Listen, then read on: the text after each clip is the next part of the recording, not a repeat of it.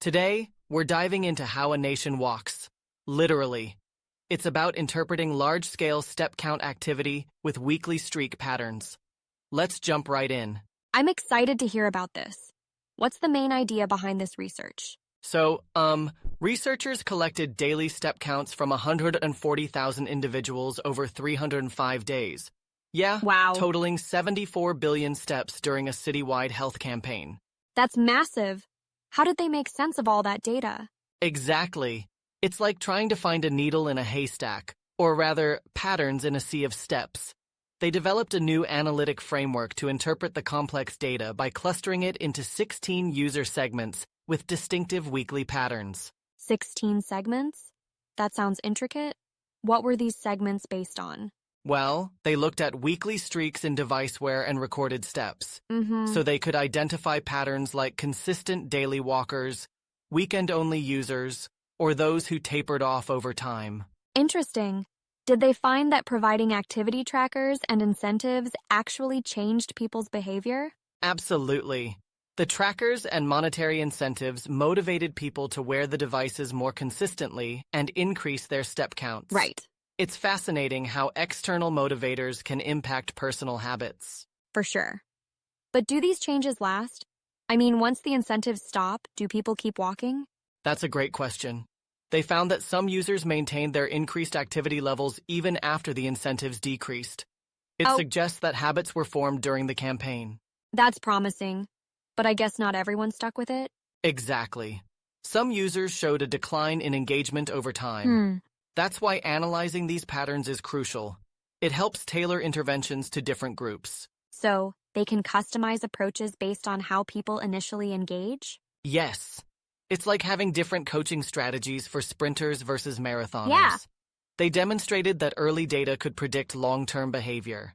That's quite powerful. But don't you think predicting behavior from just a few days might be risky? People can be unpredictable. True, human behavior is complex. Right. But the data showed consistent patterns across such a large sample. It's like, seeing the forest for the trees. Haha. Good analogy. So, were there any surprising findings in those 16 clusters? Well, one interesting segment was what they called the weekend warriors. These users were most active on weekends, suggesting workweek constraints. Makes sense. People have more free time on weekends. Did they consider how workplace wellness programs might influence this? Yes. Incorporating activity opportunities during the work week could help balance out the activity levels. It's all about understanding the barriers people face. Definitely. Did the study mention any demographic factors like age or gender? They focused more on behavior patterns rather than demographics. But I it's see. possible to integrate that for more detailed insights. That could be valuable. So, what's the big takeaway from this research? The key is that analyzing large-scale step data can reveal actionable patterns in physical activity. Right. It shows that with the right analytic methods, we can better design public health interventions. That's exciting. But I wonder, does this approach account for seasonal changes or weather effects? Good point. They acknowledged factors like weather can impact activity levels. Yeah. But over the long duration of the study, they could observe trends that account for seasonal variations. Makes sense. Maybe in a place with less weather variation, like Singapore, it might be different? Exactly. And funny you mentioned Singapore. That's where the study took place. Really? It's a tropical climate, so weather impacts are less pronounced. Oh, that adds an interesting dimension. So cultural factors might play a bigger role there? Absolutely. Cultural norms, urban design, walkability, all influence physical activity. Understanding these context-specific factors is important. Definitely. Do you think this method can be adapted for other cities? For sure. The framework is scalable. Yeah. Other cities can use similar approaches to analyze their populations and design targeted interventions. That's promising. But with all this data collection, are there privacy concerns?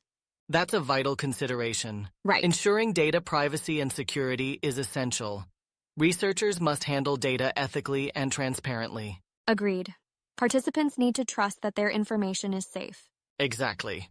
And when handled properly, the insights gained can significantly benefit public health. So true. It's a balancing act between data utilization and privacy protection. Indeed. This study shows that with responsible practices, we can harness big data for good. It's a step forward in public health research. Pun intended, I see. But yes, it's exciting to see how data analytics can inform better health strategies. Absolutely. And as wearable technology becomes more widespread, the potential grows even more. Speaking of wearables, did they discuss how to keep users engaged over time? They noted that user engagement can wane, so continuous motivation is key. Social features, gamification, and regular feedback can help maintain interest. That's important. Maybe integrating community challenges could boost motivation. Exactly. When people feel part of a community, they're more likely to stick with it. Yeah. It's about creating a supportive environment. This reminds me of those global step challenges companies sometimes host. Yes, those can be very effective. They tap into our natural competitiveness and desire for social connection. For sure. So this research could help design better corporate wellness programs too. Definitely. The applications extend beyond public health campaigns to workplaces, schools, and communities. Anywhere we want to promote physical activity. That's fantastic. Are there any limitations we should be aware of? Well, one limitation is that step counts only capture one aspect of physical activity. Right. They don't account for intensity or other forms of exercise. Good point. So, combining step data with other metrics could give a fuller picture? Exactly. Including heart rate data, sleep patterns, or even contextual information can enhance the analysis. That makes sense. Technology is getting better at capturing all sorts of health data. Yes, the advances in wearable tech are opening new doors. Yeah. As long as we use the data responsibly, the benefits can be huge. Agreed. This study is a great example of how to leverage big data for health insights. For sure. It's exciting to think about where this can lead in the future. Absolutely. Any final thoughts before we wrap up? Just that understanding human behavior at scale can help us create more effective health interventions. It's all about using data to make a positive impact. Well said. Thanks for sharing these insights. Thank you. And thanks to our listeners for tuning in today. Keep stepping forward.